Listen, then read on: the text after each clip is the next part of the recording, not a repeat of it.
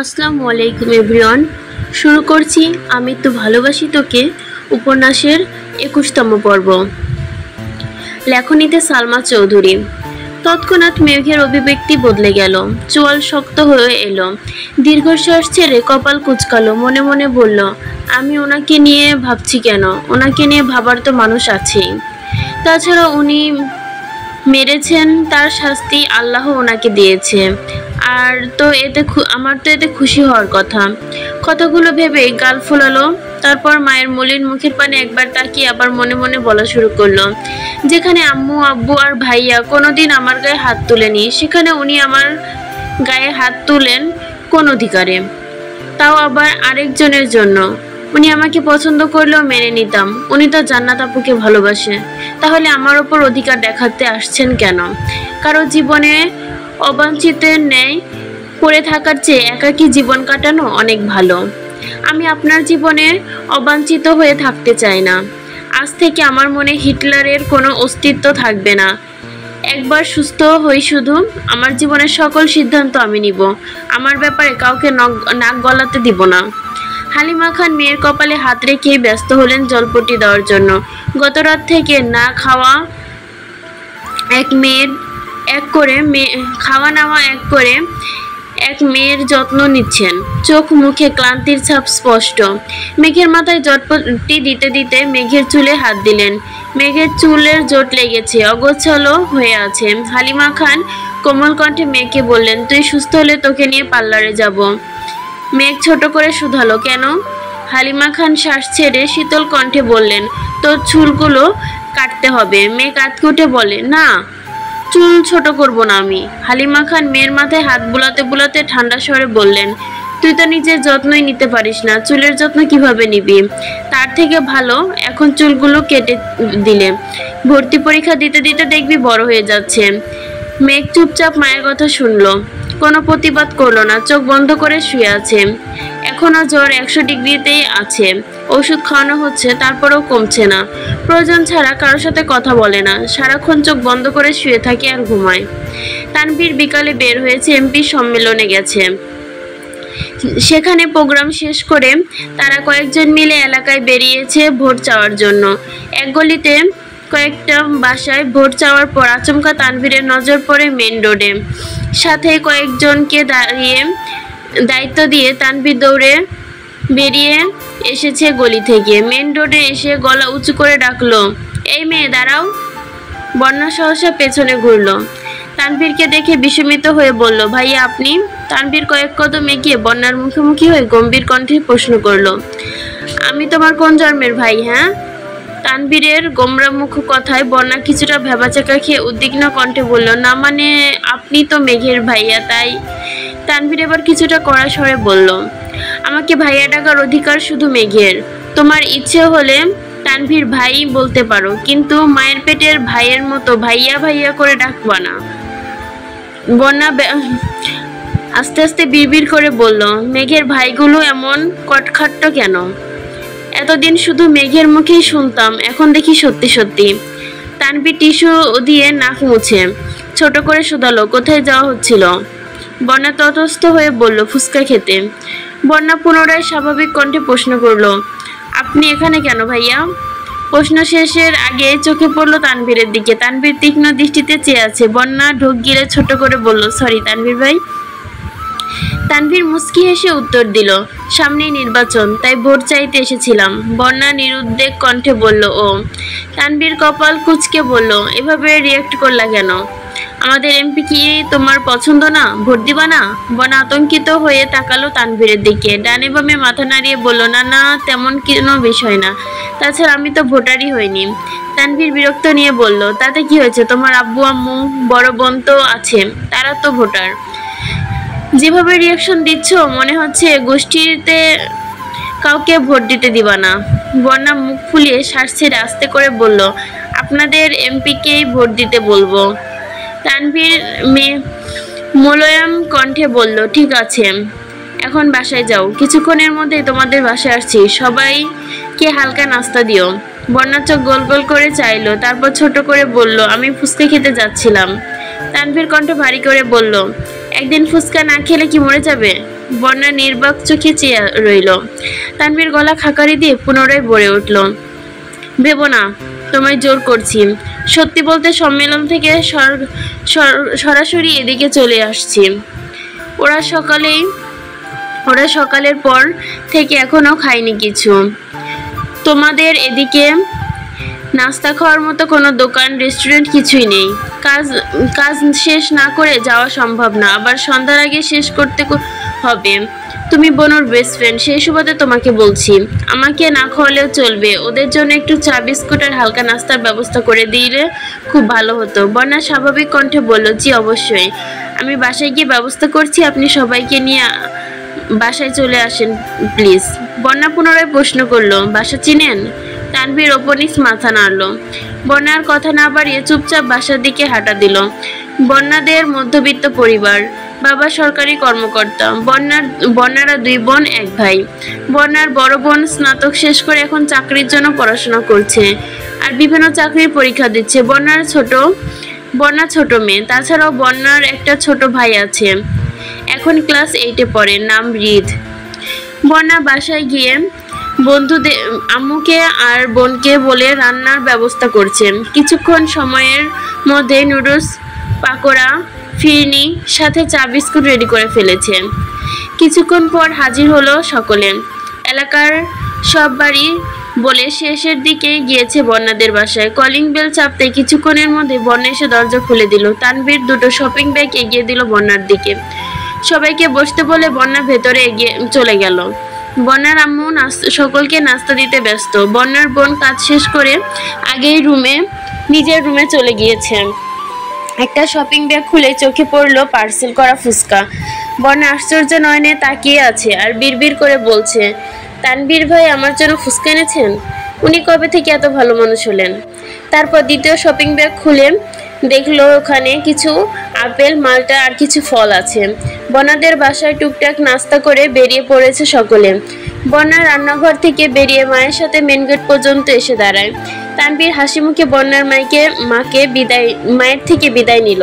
তারপর বন্যার দিকে চেয়ে স্বাভাবিক কণ্ঠে বলল, তোমার বান্ধবী অসুস্থ, খোঁজ নিও ওর, আসছি। তারপর চুপচাপ বেরিয়ে চলে গেল তানভীরের যাওয়ার পরে বন্যার রুমে এসে মেঘকে কল দিল। টানা 2 বার কল বেজে শেষ হয়ে গেছে, 3য়-বার রিসিভ হলো। বন্যা চিন্তিত স্বরে শুধালো, তুই নাকি অসুস্থ, কি হয়েছে তোর? মেঘ জ্বরের ঘোরে কথা বলতে পারছে না, কাঁপা কাঁপা গলায় বলল, জ্বর। তোকে কে বললো? বন্যা স্বাভাবিক কণ্ঠে জবাব দিল, তানভীর ভাইয়া আসছিল, উনিই বলে গেলেন। মেঘ কপাল কুঁচকে গলায় একটু জোর দিয়ে বলল, ভাইয়া তোদের ওইখানে গিয়েছিল কেন? বন্যা বলল, আমাদের এলাকাতে ভোট চাইতে এসেছিলেন, আরো কয়েকজন ছিল, আমাদের বাসায় হালকা নাস্তা করে গেছেন আর তোর কথা বলে গেছেন। মেঘ ঠান্ডা কণ্ঠে বলল, ও আচ্ছা। বন্যা পুনরায় শুধালো, জ্বর কি বেশি? আর জ্বর কিভাবে বাঁধালি? মেঘ ভরাট শীতল কণ্ঠে উত্তর দিল, অনেক জ্বর, এমনিতেই উঠছে। মেঘ মনে মনে ভাবছে, আবির ভাই থাপ্পড় মেরেছে, এটা কোনোভাবে বন্যাকে বলা যাবে না। বন্যা উত্তেজিত কণ্ঠে বলল, বেবি শোন না। মেঘ জ্বরের ঘোরে বলছে, শুনছি। বন্যা দ্বিগুণ উত্তেজিত কণ্ঠে বলল, জানিস তোর ভাই আমার জন্য ফুচকা নিয়ে আসছে আজ। মেঘ এবার চোখ গোল গোল করে চাইলো, গলা ছেড়ে বলল, কাহিনী কি, পুরোটা বল। বন্যা এবার স্বাভাবিক কণ্ঠে সম্পূর্ণ ঘটনা খুলে বলল। সব শোনার পর মেঘ সোজা সাপটা উত্তর, শোন, আমার ভাই যতই রাগ দেখাক না কেন, দিন শেষে আমার পছন্দের সব জিনিস ভাইয়াই এনে দেয়। আবির ভাইয়ের মতো এত নিষ্ঠুর না, তাই ভবিষ্যতে আমার ভাইকে নিয়ে বাজে কথা বলবি না। বন্যা উদ্বেগ কণ্ঠে বলল, আবির ভাইয়ের সাথে আবার কিছু হয়েছে নাকি? মেঘ থাপ্পড়ের কথা এড়িয়ে গিয়ে বলল, উনার ফোনে একটা মেয়ের ছবি দেখেছি, তাছাড়া জান্নাত আপুর সাথেও গতকাল কত মধুর স্বরে কথা বলছিলেন। আমার মনে হয় জান্নাত আপুকে উনি পছন্দ করেন। বন্যা বিরক্ত নিয়ে বলা শুরু করলো, ফালতু ব্যাটার নিয়ে একদম ভাববি না তুই, তোর জন্য কিউট একটা বয়ফ্রেন্ড খুঁজে দিব, তুই কোনো চিন্তা করিস না। ওই ব্যাটার কথা তুই ভুললেও ভাববি না, ওই ব্যাটা কি হারাচ্ছে সেটা একদিন ঠিকই বুঝবে। মেঘের অক্ষিপট ভিজে আসছে, গলা খাকারি দিয়ে আস্তে করে বলল, সময় পেলে আমায় দেখতে আসিস, রাখছি এখন। সঙ্গে সঙ্গে কল কেটে দিল মেঘ। বন্যা বুঝতে পারলো মেঘের মন খারাপ, তাই আর বিরক্ত করেনি। মেঘ নীরবে কিছুক্ষণ চোখের জল ফেলে বিড়বিড় করে বলল, আমাকেও অনুভূতিহীন আর নিষ্ঠুর হতে হবে যাতে দুনিয়ার কোনো কষ্ট আমায় ছুতে না পারে। তারপর রুমের ছাদের দিকে চেয়ে আনমনস্ক কণ্ঠে গুনগুন করে গাইছে, আবছায়া চলে যায় হিজলের দিন, অভিমান জমে জমে আমি ব্যথাহীন, আহারে জীবন জলে ভাসা পদ্ম যেমন। রাত 9টার দিকে আলী আহমদ খান আর মোজাম্মেল খান বাসায় ফিরেছেন। খাওয়া দাওয়া শেষ করে আবিরকে দেখতে এসেছে। কিছুক্ষণের মধ্যে তানভীরও বাসায় ঢুকেছে। নিজের রুমে গিয়ে ফ্রেশ হয়ে মেঘের রুমে গেল। হালিমা খান মেঘের মাথায় জটপট্টি দিচ্ছেন।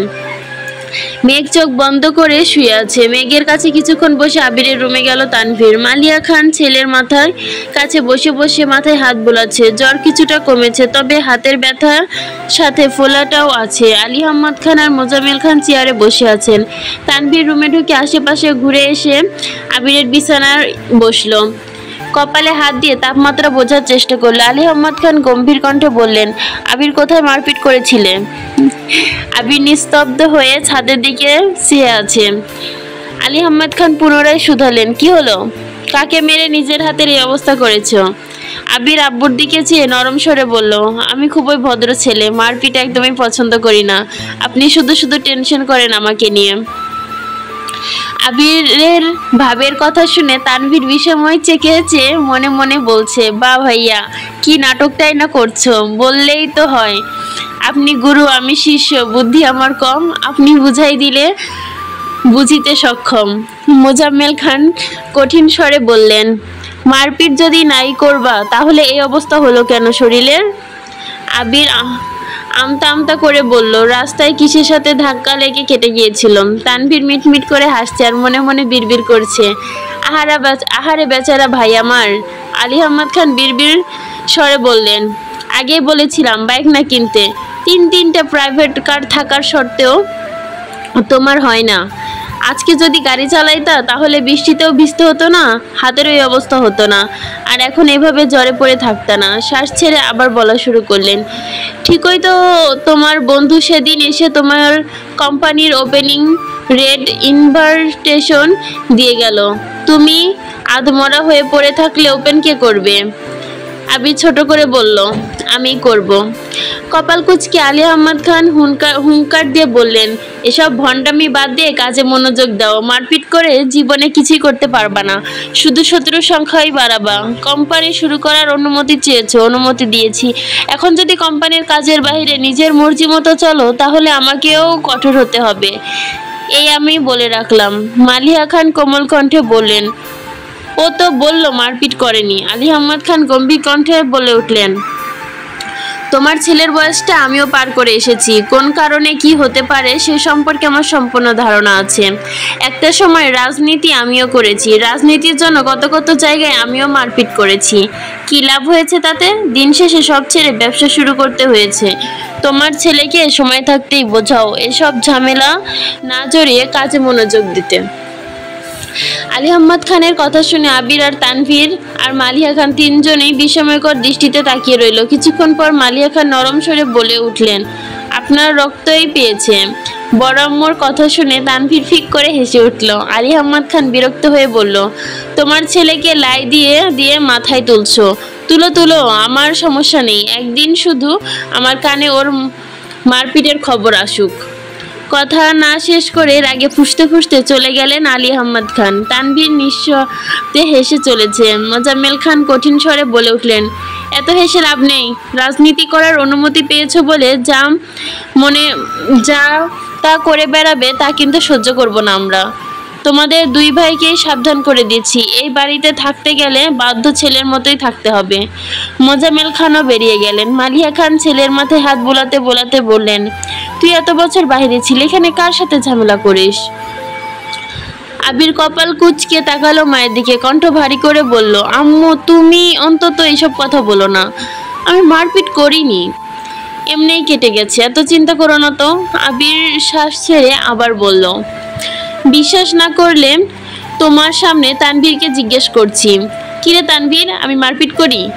আবিরের এরকম প্রশ্নে ভেবাচাকা খেলো তানভীর। কিছুটা নড়ে চড়ে হাসি চেপে বলল, না একদমই না। ভাইয়ার মতো নিষ্পাপ একটা শিশু কি মারপিট করতে পারে? বড় আম্মু, তুমি শুধু শুধু চিন্তা করছো। মালিয়া খান কিছু বলার আগে আবির বলে উঠলো, আম্মু তুমি এখন আব্বুর কাছে যাও, রাগে ফুঁসতেছে মনে হয়, তুমি ওনাকে সামলাও গিয়ে। আমি ঠিক আছি, সমস্যা হলে কল দিবনে।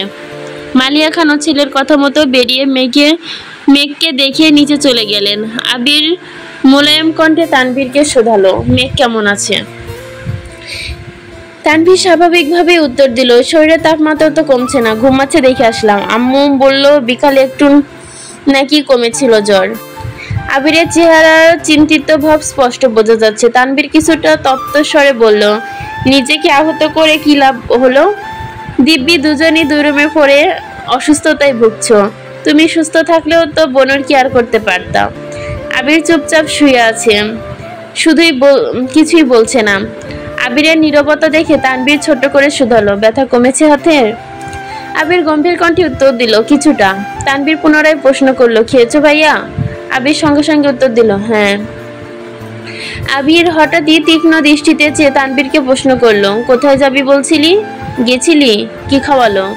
তানভীর হাসি মুখে উত্তর দিল, নাস্তা খাওয়াইছে। আবির স্বাভাবিক কণ্ঠে বলল, গুড অ্যাচিভ। তানভীর শান্ত স্বরে বলল, রেস্ট নিবা? লাইট অফ করে দিব? আবির ওপর নিচ মাথা নাড়ল শুধু। তানভীর লাইট অফ করে বেরিয়ে গেছে। ঘন্টাখানেক পর আবির কোনো রকম উঠে নিজের রুম থেকে বেরিয়ে ধীরে ধীরে মেঘের রুমে এসেছে। হালিমা খান কোনো কারণে নিচে গেছেন। বারান্দার লাইটের আলোতে পরিষ্কার দেখা যাচ্ছে মেঘ গভীর ঘুমে মগ্ন। 24 ঘন্টার জ্বরে অষ্টাদশী মুখমণ্ডল মলিন হয়ে গেছে। মেঘের মুখ বরাবরই খুব গভীর। বাড়িতে বড়সড় দুর্ঘটনা হলেও ঘুমে থাকলে মেঘ কিছুই বুঝতে পারে না। এখন তো জ্বর, তার ওপর ওষুধের প্রভাব, সারাদিন রাত শুধু ঘুমায়। আবির বিছানার পাশে মেঘের কাছাকাছি এসে বসে, বাম হাত এগিয়ে অষ্টাদশীর কপাল বরাবর। জ্বরের তীব্রতা বুঝতে পেরে দীর্ঘশ্বাস ফেলল। অষ্টাদশীর চুলে হাত বুলিয়ে বিড়বিড় করে বলল, আল্লাহ ওর সব ব্যাধি আমায় দাও, তবুও ওকে তুমি সুস্থ করে তোলো প্লিজ। ওর এই অসুস্থতা সহ্য করার ক্ষমতা আমার নেই। কিছুটা সময় নিস্তব্ধ হয়ে চেয়ে রইল অষ্টাদশীর ক্লান্ত বদনে। মনে মনে কত শত ভাবনায় যেন বাদ ভেঙে ছুটাছুটি করছে। মাথায় হাত বুলাতে বুলাতে শীতল কণ্ঠে বলল, আই এম সরি মেঘ, আর কোনোদিন তোর গায়ে হাত তুলবো না, প্লিজ এবারের মতো মাফ করে দিস আমায়। গত 9 বছরের মতো এবার অন্তত তুই দূরে সরিয়ে দিস না। রাগ কর যাই কর, কিন্তু কথা বলিস প্লিজ। তুই কথা না বললে এবার হয়তো দেশ নয় দুনিয়া ছেড়ে চলে যাব। কথাগুলো একবারে বলে দীর্ঘশ্বাস ছেড়ে ধীর পায়ে বেরিয়ে নিজের রুমে চলে গেল আবির। রুমে গিয়ে ফোন হাতে নিয়ে ডাক্তারের নাম্বারে কল করলো। ডাক্তারের সাথে কথা শেষ করে একটা ছোট পৃষ্ঠাতে দুটো ওষুধের নাম লিখতে তানভীরকে কল করলো। তানভীর 1 মিনিটের মধ্যে রুমে হাজির হলো। আবির ওয়ালেট থেকে 1000 টাকার নোট বের করলো, ওষুধের নাম লেখা পৃষ্ঠাটা আর টাকাটা তানভীরকে দিকে এগিয়ে দিল। কষ্ট করে এই 2টা ওষুধ নিয়ে আসবি প্লিজ, আর বাকি টাকা দিয়ে ওর জন্য খাবার নিয়ে আসিস। তানভীর পৃষ্ঠা হাতে নিয়ে ঠান্ডা স্বরে বলল, টাকা লাগবে না, আমার কাছে আছে। আবির শক্ত কণ্ঠে বলল, নিতে বললাম নে, আর ওষুধ এনে একটা ওরে এখনই খাওয়াই দিস। তানভীর ঠিক আছে বলে টাকা নিয়ে বেরিয়ে পড়েছে। আবির বিছানার সাথে হেলান দিয়ে বসে ফোনে ওয়ালপেপার দেওয়া মেঘের ছবিটা মনোযোগ দিয়ে দেখছে। আবির দেশে ফেরার পর শুক্রবার যখন সব আত্মীয়রা আবিরকে দেখতে আসছিল, সে সময় সোফায় আবির আর মেঘের মুখোমুখি বসেছিল। তখনই আবির মেঘের ছবিটি তুলেছিল। সেই ছবিটি এডিট করে ওয়ালপেপারে দিয়ে রেখেছে। ছবিটা দেখেই হঠাৎ ঠোঁটের কোণে এক চিলতে হাসি ফুটে উঠল আবিরের। তারপর গুনগুন করে গান গাইতে শুরু করলো, তুই তো আমার সব রে পাগল, তুই তো আমার সব, তুই তো আমার বেঁচে থাকার বড় অনুভব। কেটে গেল 2 দিন। আবির কিছুটা সুস্থ হয়েছে, হাতের ব্যথা একেবারেই সরেনি, ওষুধ চলছে। এর মধ্যে রাকিব, রাসেল সহ বাকি বন্ধুরা দেখতে এসেছিল আবিরকে। এই 2 দিনের মেঘের জ্বর কমেছে ঠিকই, তবে শরীর অতিরিক্ত দুর্বল। হালিমা খান ঘন্টায় মেয়ের জন্য এটা সেটা রান্না করে নিয়ে আসে আর মেয়েকে জোর করে খাওয়ান। আবির রাতে দিনে বেশ কয়েকবার করে মেঘকে এসে দেখে যায়। মেঘ সজাগ থাকলেও আবিরকে দেখে চোখ বন্ধ করে শুয়ে থাকে। আবির দু একটা কথা বললেও মেঘ যেন নিস্তব্ধ হয়ে থাকে, সর্বোচ্চ মাথা নাড়ে শুধু। রবিবারের রাতে আবিরের বিছানায় বসে বাম হাতে ল্যাপটপে কাজ করছিল। আগামীকাল 1 তারিখ, আবিরের অফিসের ওপেনিং ডে। ইকবাল খান দরজায় এসে হাজির, কাশি দিয়ে বলল, ভেতরে আসবো? আবির ল্যাপটপ থেকে চোখ সরিয়ে কাকামণিকে দিকে চাইলো। কাকামণি, ভেতরে আসো। ইকবাল খান চেয়ারে বসতে বসতে শুধালেন, অফিসের কি অবস্থা এখন? কাল কি অফিস করতে পারবি? আবির ঠান্ডা কণ্ঠে জবাব দিল, পারবো। তাছাড়াও রাকিব রাসেল তো আছে, সমস্যা হবে না আশা করি। ইকবাল খান একটু শক্ত কণ্ঠে বললেন, কালকে কিন্তু বাইক নিয়ে বের হবি না, আমি তোকে নিয়ে যাব। আবির মাথা নিচু করে বলল, আমি যেতে পারবো বাইকে। ইকবাল খান এবার কিছুটা রেগেই বললেন, তোকে তো তোর বাবা চাচার সাথে যেতে বলছি না, তুই আমার সাথে যাবি। আমি তো নিজের টাকায় দিয়েই গাড়ি কিনেছি, এখানে ওনাদের অধিকার নেই। আবির গম্ভীর কণ্ঠে বলল, তারপরও? ইকবাল খান রাগান্বিত কণ্ঠে বলে উঠলেন, তারপরও বলতে কিছু নেই, তুই আমার সাথে যাবি, এটাই শেষ কথা। আর তুই যদি এই অবস্থায় বাইক নিয়ে বেরিয়ে যাস, তখন তো ভাইজান ডিরেক্ট নিষেধ করবেন, তখন তো বাবার আদেশ মানতে ঠিকই বাধ্য হবি। এত ঝামেলার দরকার নেই, তুই কাল আমার সাথে যাচ্ছিস, এটাই শেষ কথা। আবির দীর্ঘশ্বাস ছেড়ে বলল, ঠিক আছে। সোমবার সকাল সকাল আবির একেবারে পরিপাটি হয়ে রুম থেকে বেরিয়ে মেঘের রুমে ঢুকলো। ফিটফাট সুদর্শন আবির ভাইকে দেখে মেঘের বুকের ভেতর ধূপধাপ শুরু হয়ে যাচ্ছে। মেঘ বিপুল চোখে তাকিয়ে নিজেকে প্রশ্ন করছে, ওনাকে এত ভাল লাগে কেন? দেখলেই যেন মনটা শান্তিতে ভরে যায়। আবির মেঘের কাছাকাছি এসে মোলায়েম কণ্ঠে শোধালো, বসতে পারি? মেঘ নির্বাক হয়ে তাকিয়ে রইল। কয়েক মুহূর্ত পর মাথা হেলিয়ে বোঝালো বসার জন্য। আবির মেঘের কাছাকাছি বসে ঠান্ডা হাতে মেঘের কপাল আলতো করে ছুলে মেঘ কিছুটা কেঁপে উঠল। আবির চিন্তিত স্বরে বলল, জ্বর তো নেই, তারপরে চোখ মুখ এত শুকনা লাগছে কেন? খাস না কিছু? মেঘ কিছুই বলছে না। আবির পুনরায় বলল, বাইরের কিছু খাবি? আসার সময় নিয়ে আসবো। মেঘ সঙ্গে সঙ্গে মাথা নেড়ে না করলো। আবির উদ্বিগ হয়ে বলল, কি খাবি বল? রেস্টুরেন্টের খাবার? কেক, বিস্কুট, চানাচুর, চিপস, চকলেট নাকি আইসক্রিম? মেঘ আস্তে করে বলল, কিছুই খাবো না। আবির ভুরু নাচিয়ে শুধালো, চিপসও খাবি না? মেঘ চোখ ছোট করে বলল, না। না বলে সঙ্গে সঙ্গে উষ্ঠ উল্টালো। আবির তীক্ষ্ণ দৃষ্টিতে চেয়ে দীর্ঘশ্বাস ছেড়ে বলল, আচ্ছা বাদ দে, আজ আমার নিজস্ব অফিসের প্রথম দিন, দোয়া করিস আমার জন্য। মেঘ আশ্চর্য নয়নে তাকিয়ে মনে মনে ভাবছে, আবির ভাই আমার কাছে দোয়া চাইতে এসেছেন, এটা কি স্বপ্ন নাকি? মেঘ মন খারাপ সরিয়ে হাসি মুখে বলল, ফি আমানিল্লাহ, আপনার জন্য অনেক অনেক শুভকামনা রইল। মনে মনে বলল, দোয়া করি আপনি আপনার ব্যবসা আর জান্নাত আপুকে নিয়ে সুখে থাকুন। আবির স্বাভাবিক কণ্ঠে বলল, ধন্যবাদ, তুই সাবধানে থাকিস আর খাওয়া দাওয়া ঠিক মতো করিস। আবির রুম থেকে বের হতে হতে মনে মনে বলছে, দোয়া কর যেন খুব তাড়াতাড়ি সাকসেসফুল হতে পারি আর তোকে আমার করে নিতে পারি। এই পর্যন্ত ছিল আমি তো ভালোবাসি তোকে উপন্যাসের 21তম পর্ব। আজকে 21-এর সাথে 22তম পর্ব একসাথে দিয়ে দিব। শুরু করছি আমি তো ভালোবাসি তোকে উপন্যাসের 22তম পর্ব। মেঘের রুম থেকে বেরিয়ে আবির নিচে এসেছে ডাইনিং টেবিলে বসেছে। মিম, মেঘ, তানভীর কেউ নেই। কেমন যেন সুস্থির পরিবেশ। মিম বা মেঘ না থাকলেও আদি যেন চুপচাপ থাকে। অসুস্থতার কারণে 2-3 দিন আবির রুমে খেয়েছে, তাই তেমন কোনো কিছু উপলব্ধি করেনি। কিন্তু খাবার টেবিলে মেঘ নেই, এতেই যেন বুকটা কেঁপে উঠল আবিরের। তানভীর রুম থেকে রেডি হয়ে নামতে গেলে আকলিমা খান ডেকে বললেন, তানভীর, মিমকে একটু ডেকে নিয়ে আয় না। গত সপ্তাহে মিম ওপরের রুমে শিফট হয়েছে, তবে এখনো মন তার নিচেই পড়ে থাকে। ক্ষণে ক্ষণে ভাইকে আর মাকে দেখতে ছুটে আবার ওপরে আসলে মেঘের রুমে যায়, আবার নিজের রুম গোছায়। তানভীর মিমের দরজায় এসে ডাক দিল, মিম খাবি না? মিম জবাব দিল, আসছি ভাই। তানভীর এসে খেতে বসে কিছুক্ষণ পরও মিম এসেছে। মোজাম্মেল খান আবিরের দিকে তাকিয়ে বললেন, তুমি কি আজও বাইক নিয়ে যাওয়ার চিন্তা ভাবনা করছো? আবির কিছু বলার আগে ইকবাল খান বলে উঠলেন, না, আবির আমার সাথে যাবেন। আলী আহমদ খান গম্ভীর কণ্ঠে বললেন, সেই ভালো, তুই নিয়ে যাস। ওর তো আবার আমাদের সাথে আমাদের গাড়িতে চলাফেরা করতে সমস্যা হয়। আবির চটজলদি খাওয়া শেষ করলো। যাওয়ার আগে স্বাভাবিক কণ্ঠে বলল, আপনারা টাইম মতো চলে আসবেন প্লিজ। তানভীরের দিকে চেয়ে বলল, তুই কি এখন যেতে পারবি? তানভীর জবাব দিল, একটু পরে যাই। আবির শান্ত স্বরে বলল, ঠিক আছে, তাড়াতাড়ি চলে আসিস, আর বাইকের চাবি রুমে আছে, নিয়ে আসিস। তানভীর হাসি মুখে মাথা নাড়ল।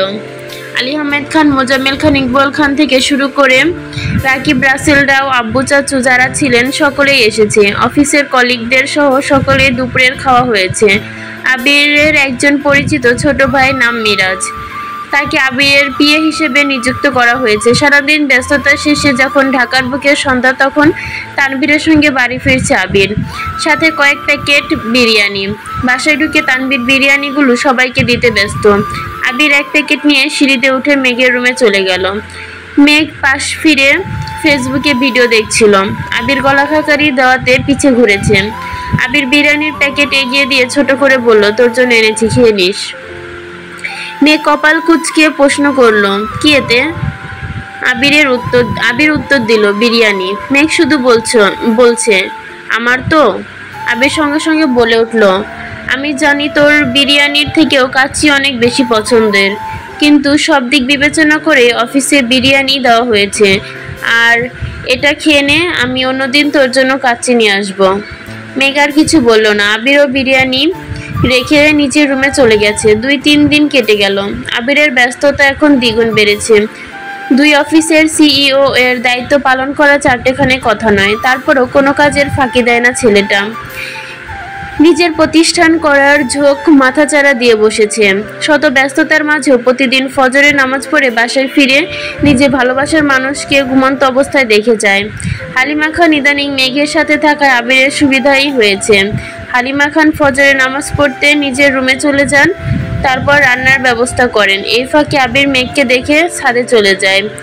2-3 দিনের যাবৎ বাসায় ফেরার সময় মেঘের জন্য এটা সেটা খাবার কিনে নিয়ে আসে। এদিকে মেঘের জন্য চিপস কিনতে গিয়ে মহা মুশকিলে পড়ে গেল আবির। আবির দোকানদারকে বলল, চিপস দেন। দোকানদার জিজ্ঞেস করলো, কোনটা দিব? কম করে হলেও 20-30 জাতের চিপস। আবির হা হয়ে তাকিয়ে আছে।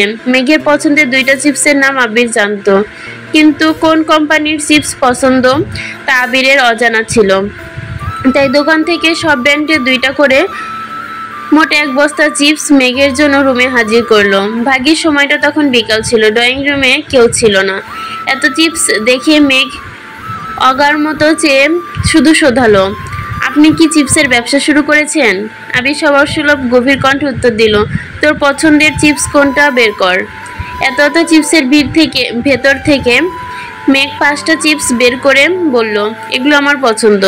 আবির গভীর কণ্ঠে বলল, বাকিগুলো টেস্ট করতে পারিস, ভালো লাগলে পছন্দের লিস্ট বাড়াবি, আর ভালো না লাগলে মিম বাদিকে দিয়ে দিস। বৃহস্পতিবার সকালে আবির অফিসে যাওয়ার পথে মিমকে ডেকে ছাদের চাবি দিয়ে বলল, মেঘের শরীর ভালো থাকলে ওকে নিয়ে একটু ছাদে যাস। মিম চাবি নিয়ে উত্তর দিল, ঠিক আছে ভাইয়া। আবির অফিস থেকে ফেরার সময় মেঘের কোচিংয়ে আর টিউশন থেকে এই সপ্তাহের নোট আর পরীক্ষার প্রশ্নগুলো মেঘের রুমে টেবিলের ওপর রেখে নিজের রুমে চলে গেল। মিম আর মেঘ ছাদে ঘুরে ঘুরে ফুলগুলো দেখছিল। নয়নতারা কুড়িয়ে 2 বোন 2টা কানে গুজে কয়েকটা ছবিও তুলেছে, আর সেটার হাজারো প্রশ্ন করছে।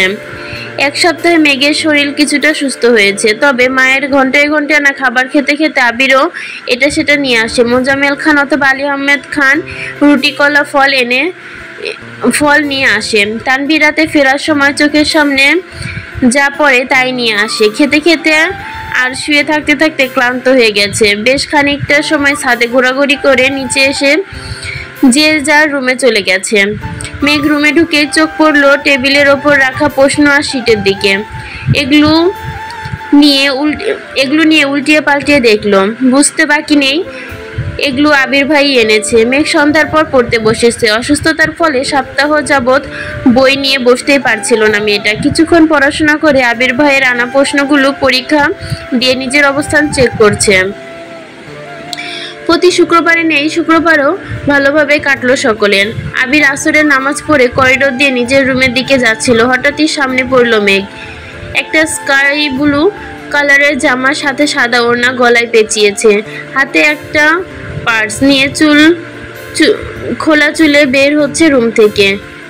স্ট্রেট করা চুলগুলো আগা আগা হাঁটু পর্যন্ত ছুঁই ছুঁই। আবির ক্ষুদ্র চোখে তাকিয়ে রইল অষ্টাদশীর পানে। মেঘ রুম থেকে বেরিয়ে মুখোমুখি হলো আবির ভাইয়ের। সাইড কেড়ে চলে যেতে চাইলে আবির প্রশ্ন করে উঠল, এভাবে চুল ছেড়ে কোথায় যাচ্ছিস?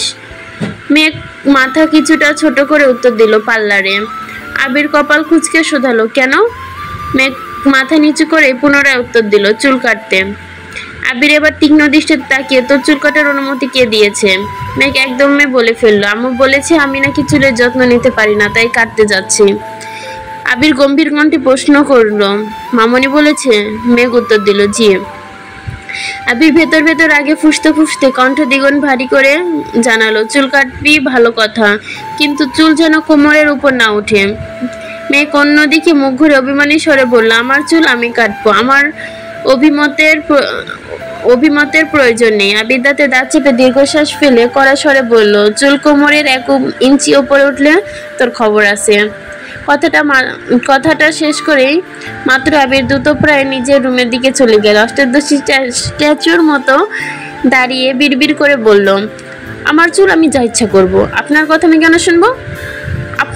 আপনি আপনার প্রিয় মানুষজনের ওপর অধিকার খাটান, আমার ওপর অধিকার খাটাতে হবে না আপনার। কথাগুলো একদমই বলে সিঁড়ি দিয়ে নেমে মায়ের রুমে চলে গেল। হালিমা খান মেয়েকে নিয়ে বাসার কাছে একটা পার্লারে গিয়েছিলেন। হালিমা খান বললেন কাঁধের নিচ পর্যন্ত কেটে ফেলতে, কিন্তু মেঘের মন টানছে না, চুলের প্রতি যেন বড্ড মায়া। মায়ের কথায় চুল কাটতে রাজি হয়েছে, কিন্তু হালিমা খান জোরাজোরি করেও মেঘকে পিঠ পর্যন্ত চুল কাটাতে রাজি করতে পারেনি। পার্লারে যখন চুল কাটার জন্য কাঁচি হাতে নিল, তখন মেঘের মনে পড়ল আবির ভাইয়ের বলা কথা। মেঘ মনে মনে ভাবলো, না না, আবির ভাইয়ের ওপর কোনো বিশ্বাস নেই। চুল ছোট করলে যদি ওই দিনের চেয়েও বেশি জোরে মারে, তাহলে তো আমি মরেই যাব। থাক বাবা, এই ফালতু বেটার মার খেয়ে অকালে জীবন ত্যাগ করার কোনো প্রয়োজন নেই। আর কিছুদিন জীবনটা উপভোগ করে নেই। সঙ্গে সঙ্গে চিৎকার করে দিয়ে উঠল। মেঘের আচমকা চিৎকারে হালিমা খান কিছুটা ভড়কে গেলেন। চিন্তিত হয়ে জিজ্ঞেস করলেন, কি হয়েছে তোর? এভাবে চিৎকার করছিস কেন? মেঘ নিরুদ্বেগ কণ্ঠে বলল, কোমর পর্যন্ত কাটবো চুল। হালিমা খান কিছুটা বিরক্ত হয়ে বলল, কোমর পর্যন্ত কাটলে আর কি হবে? সেই তো বড়ই থাকবে। মেঘ মন খারাপ করে উত্তর দিল, তারপরও কোমর পর্যন্তই কাটবো, আর ছোট করব না প্লিজ আম্মু। হালিমা খানও আর জোর করলেন না। মেয়ের কথা মতোই কোমর পর্যন্ত কাটানো হলো। কাজ শেষ করে সন্ধ্যার আগে বাসায় ফিরেছে মামি। আবির ড্রয়িং রুমে সোফায় বসে কফি খাচ্ছিল।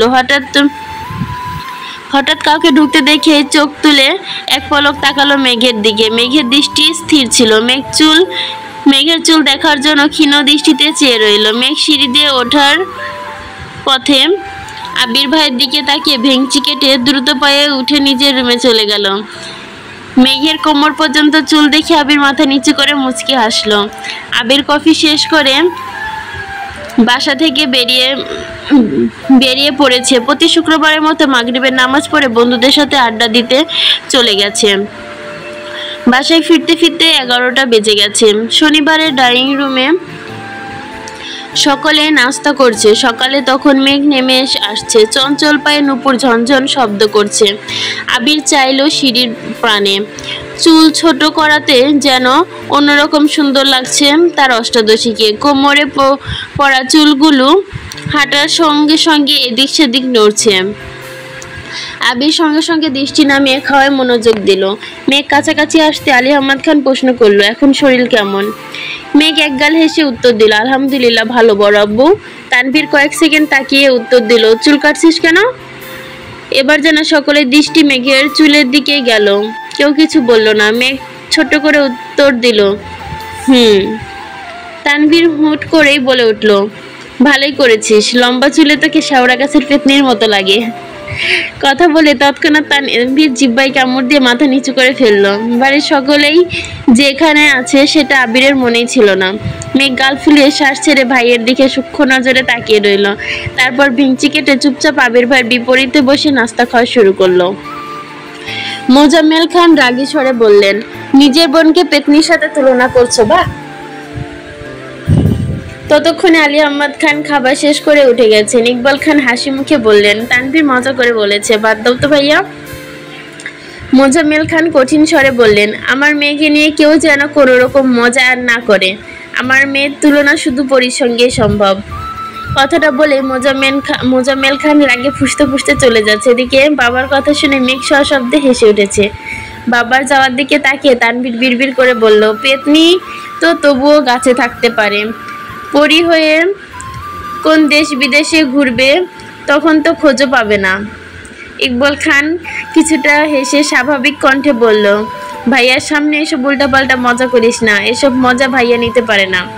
তানভীরও কথা বাড়ালো না। ইকবাল খান খাবার খেয়ে উঠে পড়লেন। আবির যেন নীরব দর্শক, এক হাতে ফোনে কি চেক করছে, অন্য হাতে খাবার খাচ্ছে। মেঘ মনোযোগ দিয়ে খাবার খেতে ব্যস্ত।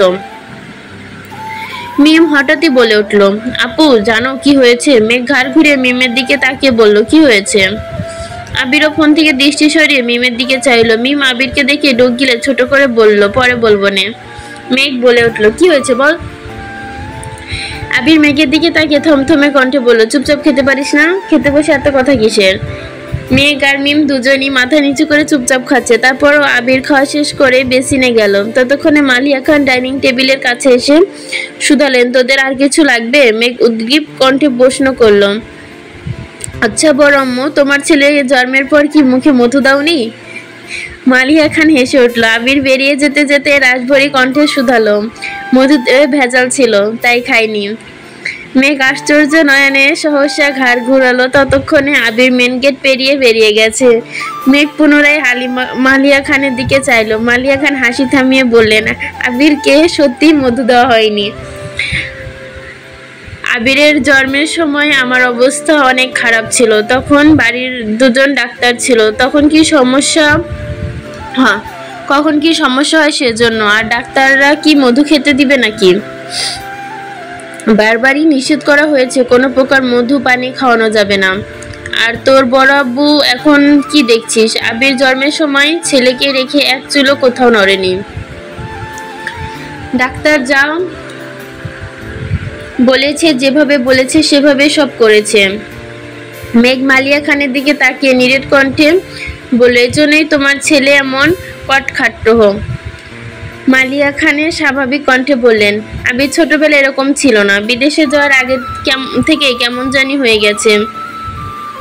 দেশে ফিরে তারও গম্ভীর হয়ে গেছে। সেসব কথা বাদ দে তোরা, তাড়াতাড়ি খাওয়া শেষ করে পড়তে বস গিয়ে। সারাদিন শেষে রাতের বেলা মেঘ পড়ছিল। পড়তে পড়তে হঠাৎই জান্নাত আপুর কথা মনে পড়ছে। রবিবার তো জান্নাত আপুর আসার কথা, কিন্তু মেঘের তো জান্নাত আপুকে দেখার পর ওনার কাছে পড়ার বিন্দুমাত্র ইচ্ছা নেই। মেঘ পড়ছে আর অপেক্ষা করছে কখন তানভীর ফিরবে আর তানভীরকে বলবে জান্নাত আপুর কাছে সে আর পড়বে না। রাত 11টার সময় তানভীর ফিরেছে। মেঘ পড়া শেষ করে ভাইয়ের রুমের সামনে গিয়ে ডাকলো, ভাইয়া। তানভীর ভেতরে থেকেই বলল, ভেতরে আয়।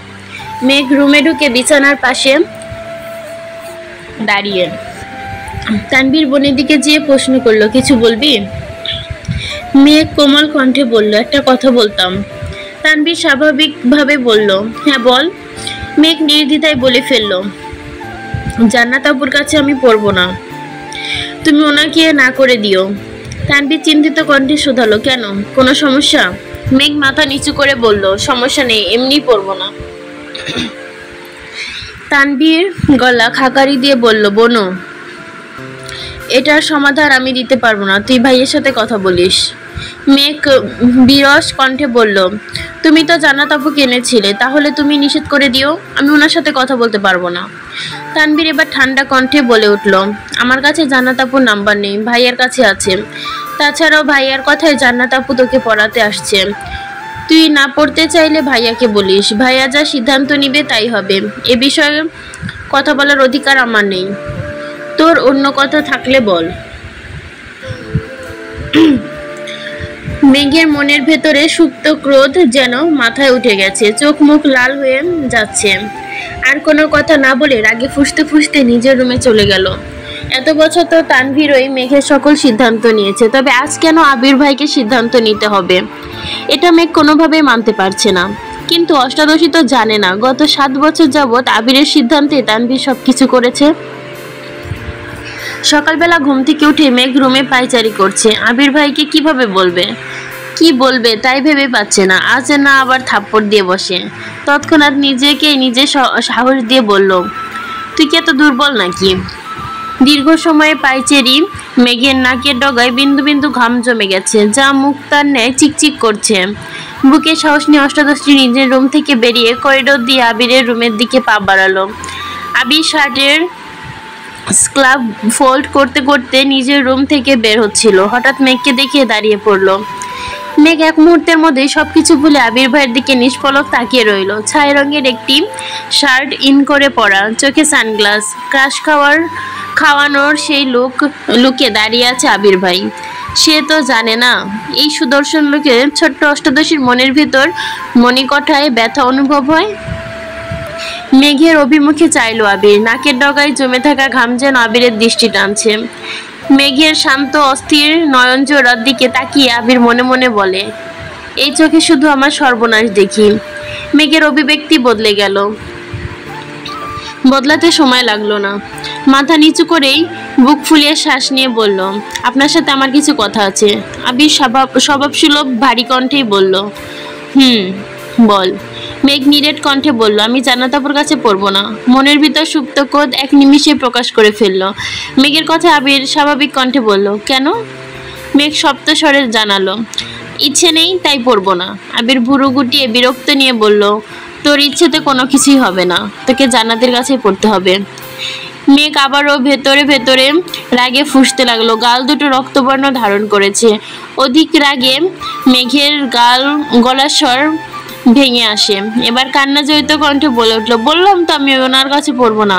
আবির দীর্ঘশ্বাস ছেড়ে শক্ত কণ্ঠে বলল, সব বিষয় নিয়ে ফাজলামো করবি না মেঘ।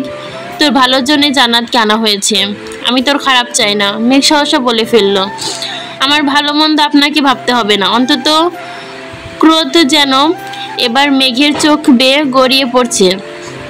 মেঘের বলা কথাটা আবিরের হৃদয় লেগেছে। আবির দিউগুর কণ্ঠ ভারী করলো, আজ থেকে জান্নাত পড়াতে আসবে, ঠিক মতো পড়াশোনা করবি। কোনো প্রকার নাটক করলে এর ফল ভালো হবে না। কথাটা বলেই আবির মেঘের পাশ কাটিয়ে যাচ্ছে। মেঘ মাথা উঁচু করে গলা শূন্যে চড়িয়ে বলল, আমি ওনার কাছে পড়বো না, দরকার হলে আমি বড় আব্বুকে বলবো। আবিরের মেজাজ চরম লেভেলের খারাপ। পায়ে রক্তে যেন মাথা উঠে গেছে।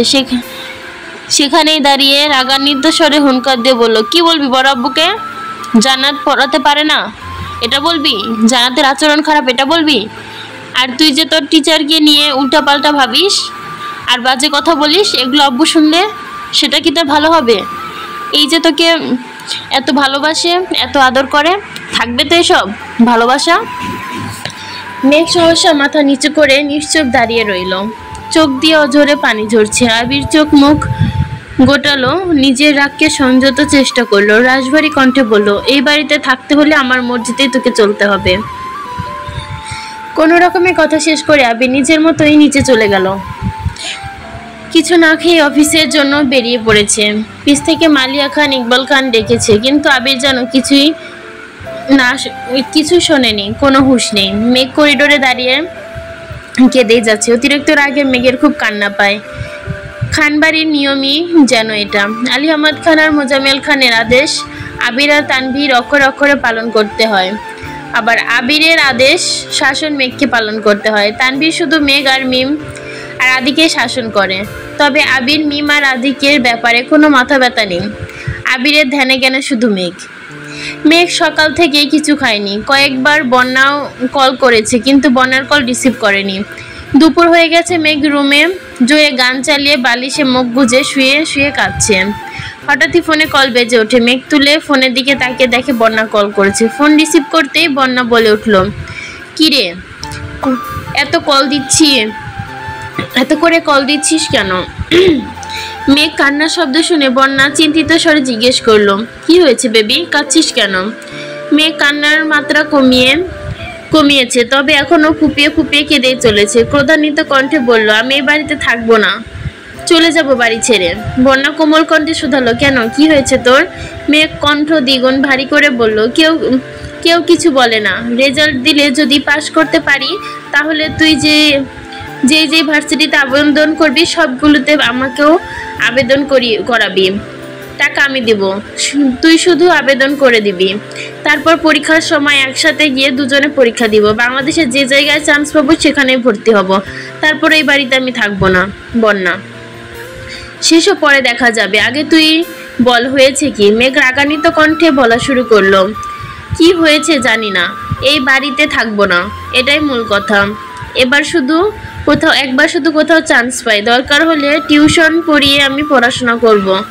তারপর চাকরি করব। আব্বু আম্মুকে আমার কাছে নিয়ে যাব।